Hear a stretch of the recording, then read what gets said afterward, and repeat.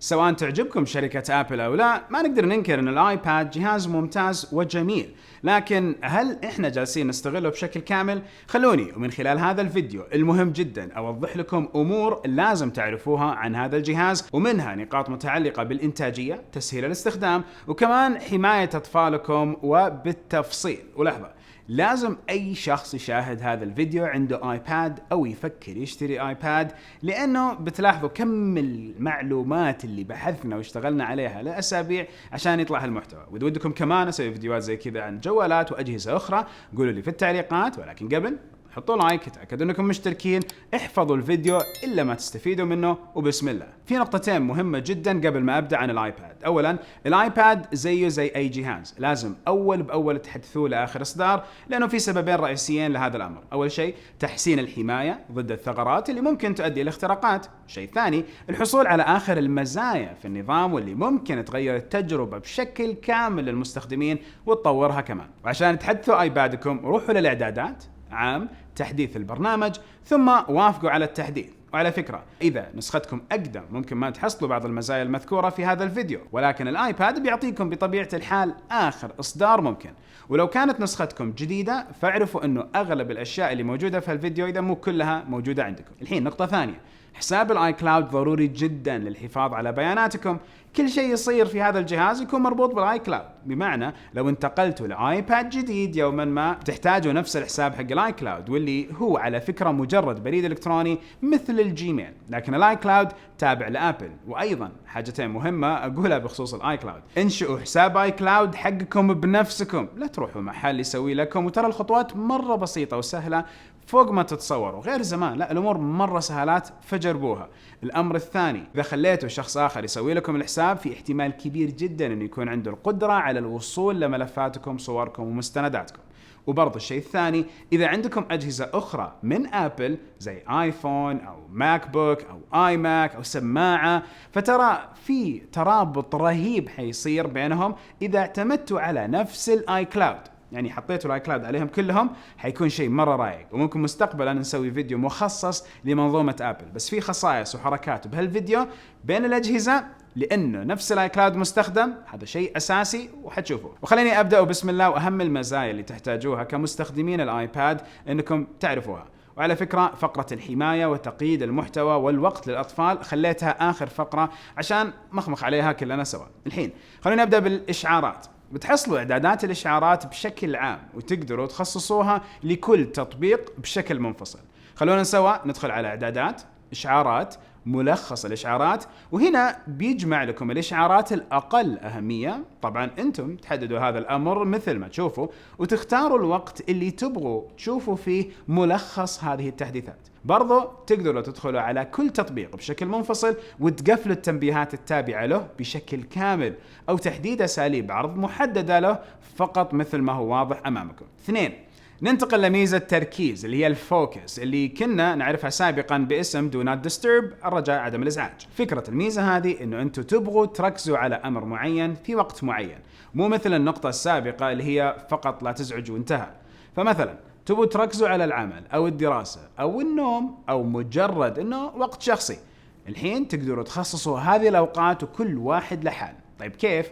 روحوا للإعدادات، تركيز، اختاروا أوضاع التركيز الموجودة، أو تقدروا تضيفوا نمط تركيز جديد خاص فيكم. خلونا نختار تركيز جديد، مثلا نختار القراءة، وهنا تختاروا الإشعارات اللي توصلكم سواء من أشخاص أو من تطبيقات معينة. وكمان تقدروا تخلوا انه نفس الشخص يوصل له تنبيهات بانكم مشغولين بالقراءة، وتقدروا تجدولوا هذا التركيز لأوقات معينة حسب رغبتكم. وطبعا شفتوا التفاصيل الكثيرة لهذه الميزة امامكم خلال الشرح. ولاحظوا كمان في نفس الصفحة الرئيسية لاعدادات التركيز في زر التفعيل على جميع الأجهزة.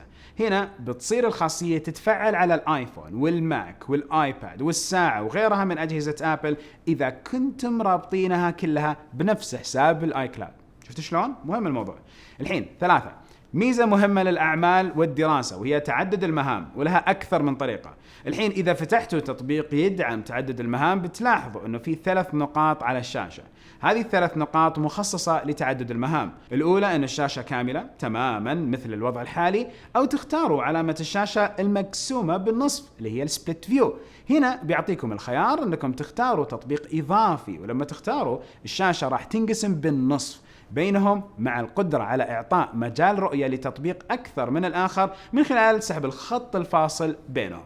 العلامة الأخيرة هي علامة السلايد أوفر، ومن خلالها تقدروا تفتحوا تطبيق كامل وتختاروا تطبيق آخر يصير يمشي فوقه بشكل مصغر، وتقدروا تدمجوا بين الأسلوبين السبليت فيو وبين السلايد أوفر، وبكذا يصير عندكم 3 تطبيقات فاتحينها مع بعض. طبعا أغلب التطبيقات تدعم الخاصية هذه لكن مو كلها. 4. إنشاء المجلدات لتصنيف تطبيقات حسب فئتها، أو تقليل التشتيت، أو لفصل التطبيقات حقت المستخدمين. يعني مثلا كل واحد من أبنائكم أو من مستخدمين الآيباد يكون له كذا خلاص مجلد خاص فيه. طبعا واجهة النظام بتعرض لكم كل التطبيقات مع بعض، وهذا الأمر ممكن يكون مزعج جدا وأحيانا مشتت، مثل لما تكونوا تبغوا تشتغلوا بس تقولوا بنفسكم خلونا ناخذ نظرة وش صار على تويتر، وما يحتاج أصلا أقول لكم وش بيصير بعدها، خلاص الأمور بتمشي بتلاقي الوقت ضاع.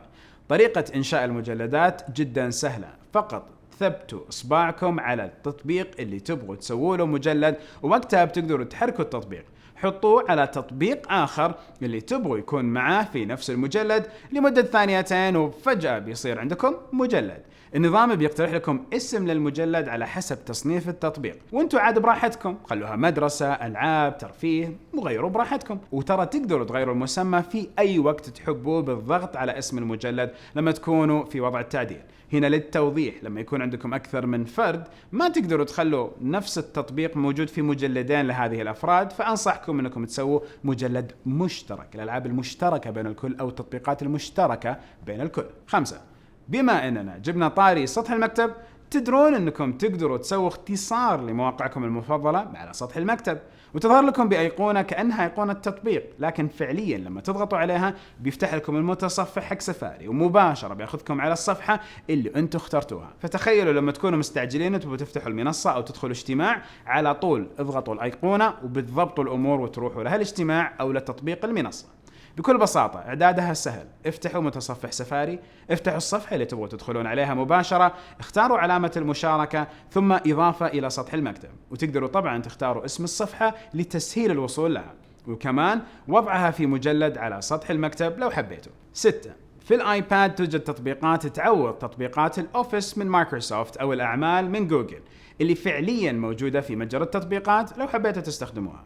تطبيقات آبل هذه هي نفسها زي Pages اللي بديل الوورد، وNumbers بديل الإكسل، وKeynote اللي هي بديل الباوربوينت، وكلهم يؤدون نفس وظيفة نظرائهم أو إشباههم من الأنظمة الأخرى، مع اختلاف في الأسلوب طبعا. فأبل بالعادة تخلي تطبيقاتها أسرع وأقل تعقيد. وأدري كثيرين بيقولون طيب يعني في مشكلة اللي هي إذا كتبنا ملف Pages شلون حيسلمه لمدرسي أو لشخص ثاني عنده وورد؟ بكل بساطة هنا تقدروا تصدروا ملفاتكم بصيغ تطبيقات أخرى، فأنتوا ضبطوا أموركم، ضبطوا الملف وكل شيء. وفي Pages نفسها مثلا تقدروا تصدروا المستند إلى صيغ كثيرة زي وورد، PDF، ونفس الأمر في Numbers تقدروا تصدروا الشيء على إكسل، وكينوت تصدروا المشروع حقكم أو الصفحات إلى باوربوينت اللي هي دائما اختاروا Export as تصدير كان. 7. تطبيق الملاحظات هو أيضا يعتبر بديل التطبيق حق OneNote من مايكروسوفت، والتطبيق هذا بالذات ذكرته بشكل منفصل لأنه رهيب. استخدامه سهل وواضح. عندكم في القائمة ملاحظات عادية وملاحظات تقدروا تثبتوها حسب الأهمية، وفي المنطقة حقة الكتابة تقدروا تكتبوا بشكل طبيعي وتضيفوا نقاط اللي بتحطوا عليها علامة الإكمال، وتسوون جداول يعني مهام أو أغراض أو شيء تجيبوه وتستخدموا في نفس الطريقة اللي كمان تقدر تكون موحدة على كل أجهزتكم. وعلى فكرة تقدروا تقفلوا الملاحظات اللي فيها خصوصية بكلمة سر. وإذا عندكم قلم آيباد واللي بفصل فيه قدام في الفيديو وتقدروا ترسموا وتكتبوا بكل سهولة. والحلو في هذا التطبيق على الآيباد أمرين: الأول إنه لما يكون الجهاز مقفل وتجي تكتبوا بالقلم على الشاشة فعلى طول راح يفتح لكم ملاحظات، وتقدروا من الإعدادات إذا تبغوا كل مرة يفتح لكم ملاحظة جديدة أو يكمل على آخر ملاحظة. والأمر الثاني هو خلال استخدامكم الجهاز وفجأة قررتوا تكتبوا ملاحظة، فقط اسحبوا الزاوية بالقلم وبيظهر لكم تطبيق الملاحظات بشكل مصغر بحيث تكملوا ملاحظاتكم.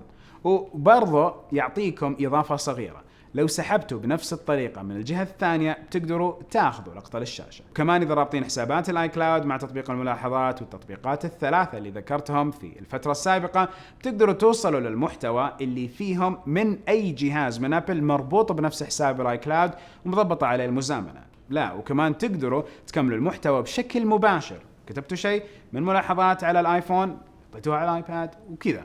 وعلى فكرة كلهم pages وكينوت ونمبرز أو الملاحظات، تقدروا تشاركوا ملفاتكم فيها مع أي أحد عنده وصول لنفس التطبيق، وتقدروا تسمحوا له أنهم يقروا بس أو حتى يعدلوا نفس مشاركة المجلدات والملفات اللي تعودنا عليها من جوجل. 8. البعض ما يدري أن الآيباد والآيفون برضو آخر سنتين صار فيهم تطبيق لإدارة الملفات رسمي من آبل. يعني من جد تعبنا لما صار هالموضوع. الفكرة إننا كنا نحمل ملف PDF ومثلا ونتوهق ما نعرف وين نلقاه، كنا نحتاج نحمل تطبيقات لترتيب هذه الأمور، لكن الحين لا، تطبيق الملفات رسمي وتقدروا تسوون مجلدات وترتبون في ملفاتكم زي أي جهاز طبيعي في الحياة. تطبيق الملفات بيسهل لكم الوصول للملفات اللي منزلينها في الجهاز، بالإضافة للملفات اللي في الآي كلاود وكمان جوجل درايف وغيرها من الخدمات السحابية، وحتى في حال توصيل كارت ذاكرة أو قرص صلب بيظهر لكم في قسم الملفات اللي تم تنزيلها في الانترنت، وتقدرون تحطون علامات ملونة على الملفات المختلفة بحيث يسهل الوصول لها. وبشكل عام تحصلون هنا كل أساسيات أي تطبيق ملفات ممكن جربتوه من قبل. 9. الأقلام. في قلمين بتحصلوهم في السوق وهم الجيل الأول والثاني. على الشاشة أمامكم إيش هي الأجهزة اللي تدعم القلم الأول وأجهزة اللي تدعم القلم الثاني. ومن باب التبسيط، أي آيباد حواف فوق حادة موجودة مو كذا ناعمة صغيرة، اعرفوا انه ياخذ الجيل الثاني. واي ايباد فيه منفذ لايتنينج والحواف والديزاين حقه رايق بالحواف ما هي بحادة، اعرفوا انه الجيل الاول. وبرضو انتم تقدروا تاخذوا القلم المتوافق مع الجهاز اللي عندكم، وفي حال كانت الاسعار ما تناسبكم فترى السوق مليان خيارات بديلة من شركات ثانية وتحصلونها كلها متوفرة في متاجر ابل الرسمية والمتاجر الكبيرة وغيرها. وايضا لازم انبه انه الخصائص والاشياء اللي موجودة يمكن ما كلها تشتغل اذا ما هو بالقلم اصلي. والقلم ايضا بيفيدكم في امور كثيرة اتوقع اغلبكم عنده تصور عنها. تقدروا تستخدموا القلم في تصفح الجهاز كأنه فارة، وكمان تقدروا لما تاخذوا لقطة للشاشة مثلا انكم تكتبون وتحددون بالقلم، وتقدروا تكتبوا في برامج مثل برامج الملاحظات أو تطبيقات أبل للأعمال وحتى تطبيقات الرسم. عاد الرسامين مبسوطين برضو على القلم وحساسيته عالية، ويعطي إحساس قلم حقيقي أو بنسل زي ما حتى سموه أبل في ناحية الكتابة والضغط، تحسوا كأنه بالفعل مرسم وأنتوا تقدروا تغيروا نفس الأنواع حقت القلم حسب التطبيق. وفي تطبيقات كثير للرسم والدراسة والتدوين وغيرها. كل القلمين ينشحنون بسرعة من نفس الآيباد. بس بوضح شيء مهم، القلم رهيب بس يمكن ما تحتاجون، فقبل ما تتخذوا قرار شرائه خصوصا انه استثمار ما هو برخيص، جربوه بانفسكم في متاجر ابل، وما يمنع تشوفوا فيديوهات لتجارب اشخاص جربوه واستخدموه. وملاحظة مهمة مع القلم، وحسب موقع ابل لابد انه دائما القلم يكون مشحون وما ينترك فترات طويلة كأشهر بدون شحن. يجي مع القلم الجيل الأول قطعة صغيرة في العلبة لا تضيع منكم، هذه بتساندكم في إعادة إحيائه مثلا لو دوبوا راحت البطارية بالكامل منه. وعن نفسي أنصحكم دائما تبقوا وتيرة نفس الأقلام مشحونة برتم محدد، دبروها لأنه لا خرب الله يعين إذا ما هو تحت الضمان. 10. الفارة ولوحة المفاتيح. مع تحديث الايباد OS 13 وفوق صار الايباد يدعم لوحة المفاتيح الكاملة او حتى الفارة، سواء الرسمية من ابل او من خلال شركات الطرف الثالث المختلفة، واكيد هذا الشيء بيساعد كثير في اداء الاعمال على اكمل وجه. وممكن تحصلوا اكسسوارات واغطية حماية يكون مدموج فيها لوحة مفاتيح ومساحة لمس تأدي عمل الفأرة، وزي لوحات المفاتيح اللي تجي في اللابتوبات الكاملة بعضها، وكمان زي لوحة المفاتيح السحرية من ابل او من شركات اخرى. السوق مليان وفي اكسسوارات عجيبة. 11. من الحركات الجميلة الموجودة في الايباد وحتى في الايفون هي امكانية تحديد صورة من المتصفح مثلا وسحبها لتطبيق اخر مثل الملفات، وكأنكم تقولوا موضوع الدراج اند دروب اللي هو تسحبوا الشيء وترموه في مكان ثاني بكل بساطة زي ما شفتوا في نفس الفيديو، أو خذوا مجموعة صور من تطبيق الاستوديو وتقدروا تنقلوها للإيميل أو تطبيق محادثات، وبرضه تقدروا تشاركوا الصور من خلال نسخها، يعني ما يحتاج تحتفظوا في الصور وتدخلوا الاستوديو وترسلوها لتطبيق محادثات مثلا أو تطبيق ملفات أو غيره.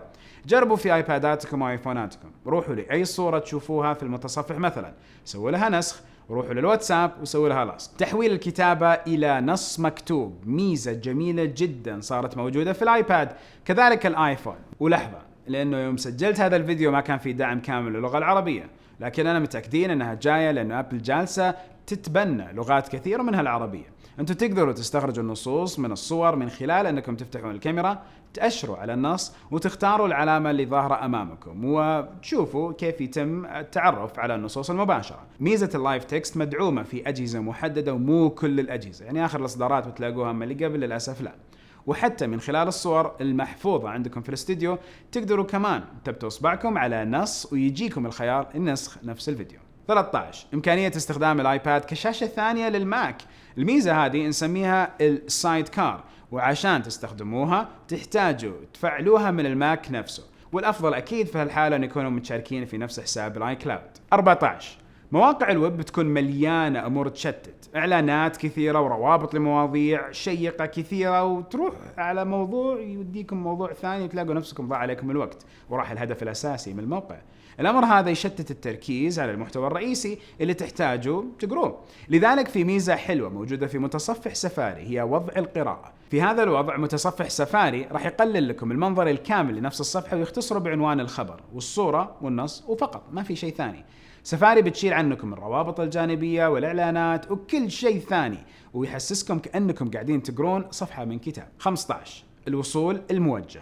هذه الميزة تنفع للأطفال خصوصا اللي يدرسون، والميزة هذه ثبت الجهاز على تطبيق واحد فقط، يعني لو فتحتوا المتصفح وحطيتوه على موقع الدراسة الطفل أو الطالب ما يقدر حتى أنه يغير الموقع، حتى ما حيقدر أنه يرجع للشاشة الرئيسية. وكمان تقدروا تقفلوا اللمس عن بعض أجزاء الشاشة اللي ممكن يحصل فيها منها زر خروج. تقدروا توصلوا لهذه الميزة من إعدادات، تسهيلات الاستخدام والوصول الموجه. 16. سكرين تايم أو مدة استخدام الجهاز. أحد أهم المزايا عند أبل واللي أتمنى الكثير يستخدمها أكثر.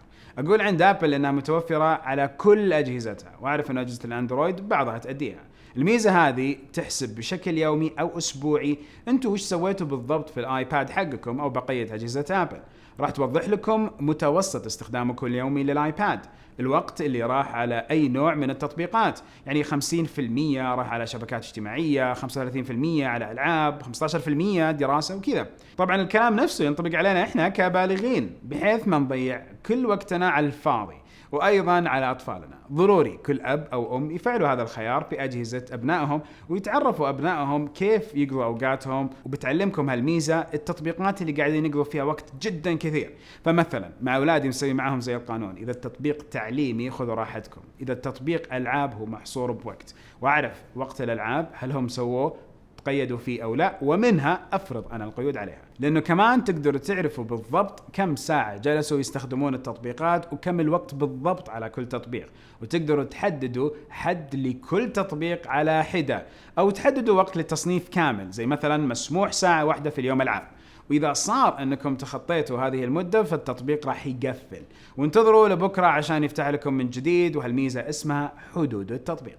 برضو في خيار اسمه حد التوقف، وهو خيار يسمح بتطبيقات محددة فقط بالعمل في هذا الوقت. مثلا تحددوا انه في الوقت اللي انتم حددتوه، ونقول قبل النوم مثلا ما تشتغل الا تطبيقات الكتب، اقرأوا كتاب وناموا عاد انتم حرين، بس ما تقدروا تشغلوا لي العاب. وكمان في امكانية وضع قيود للمحتوى او الخصوصية، أمر مهم جدا خصوصا لأطفالكم.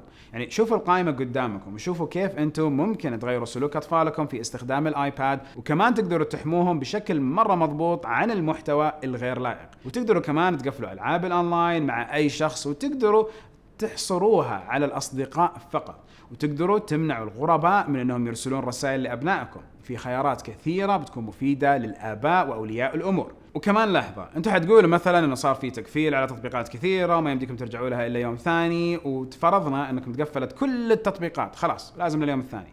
فعليا تقدروا تحطوا رقم سري لإعادة فتح التطبيقات، بس اكيد خلوها عندكم انتم الاهل مو عند الابناء. اما موضوع انكم تقفلوا التطبيقات ومعطينهم كلمة السر، ما شاء الله الثقة. انتوا ليش حطيتوها في الاساس كذا عشان تضبطوها؟ وهنا بعطيكم نصائح عامة في استخدامكم للايباد او اي جهاز فيه شاشة. اولا خذوا اوقات استراحة متكررة عشان عينكم ترتاح وعشان تقللوا من التعرض الطويل للشاشات. استخدموا قاعدة 20-20-20 ثلث بثلث بثلث. القاعدة تقول انه كل 20 دقيقة تقضوها قدام الشاشة جهاز الكتروني طالعوا اي مجسم يبعد عنكم 20 قدم تقريبا 6 إلى 7 متر لمدة 20 ثانية. قاعدة موجودة وتستخدم. ثانيا قللوا من النظر للشاشات كل ما قرب وقت النوم، ويفضل انه قبل النوم بساعتين تكونوا وقفتوا عن النظر لأي شاشة. ثلاثة استخدموا القطرات المرطبة للعين إذا حسيتوا بالجفاف أو كثر عندكم الترميش كذا قاعدين ترمشون كثير، مو تغازلوا الشاشة، لا فعليا انتم قاعدين تتعبوا. أربعة المحافظة على نظافة الشاشة، عشان أول شيء تجنبوا إجهاد العين، تحاول تفهم العين وش النقطة ذي اللي طالعة لأنه مغبش الشاشة، وبرضه من خلال تفعيل خاصية فلتر الألوان اللون الأزرق اللي هو فلترة اللون الأزرق. خمسة ضبطوا إضاءة الغرفة، تجنبوا الإضاءة الساطعة والتوهج على العين مباشرة، يعني لازم يكون في إضاءة موجودة في الغرفة. اتركوكم قانون إنه بس الآيباد هو اللي شغال والعين فقط قاعد يجيها نور منه، لا لازم يكون في توازي في الغرفة. ستة ضبطوا إعدادات الشاشة فيما يتعلق بتكبير الخط وضبط التباين والسطوع على المستوى المناسب. سبعة شيء جربته مع أولادي وصار عندهم مرة أسلوب تمام في الاستخدام، تجنب الانحناء حق الرقبة أثناء استخدام الأجهزة، ووضع شاشة الجهاز بوضع متساوي مع مستوى العين وعلى بعد كويس مسافة كذا طول الذراع عن العين. وكمان في السيارة ملاحظ أنه كثير من أولياء الأمور يخلوا الآيبادات مع أولادهم قاعدين كذا، هذا الأمر راح يسبب لهم متاعب بالذات غثيان القيادة. فايش تقدروا تسووا؟ في قواعد بلاستيك تباع للكبار والصغار ترى، يعني نفسي أنا اللي جلست ورا برضه يجيني نفس موضوع الغثيان. القواعد هذه تركب على نفس رأس الكرسي الأمامي، بحيث انه الشخص اللي قاعد ورا هالقاعدة تمسك الايباد ويصير هو جالس ويشوف الايباد بشكل مستقيم ويتفاعل معه بشكل كويس، حيقلل الغثيان وحيصير التعامل افضل مع نفس الايباد. كيف بس الاختصارات؟ فيديو مليان عبر وحكم بيلي واحد يصفق له يا ثانك يو قاعد ما شاء الله احمد يخرج. فالفكره نقدر نقول بكل بساطه الحين شاركوا الفيديو مع اي واحد عنده ايباد، المعلومات اللي موجوده فيه باذن الله بتفيد اي شخص بالذات لما يجي يطبقها. نهايه الفيديو كل فيديو سبحانك اللهم وبحمدك اشهد ان لا اله الا انت استغفرك واتوب اليك، اشوفكم على خير باذن الله.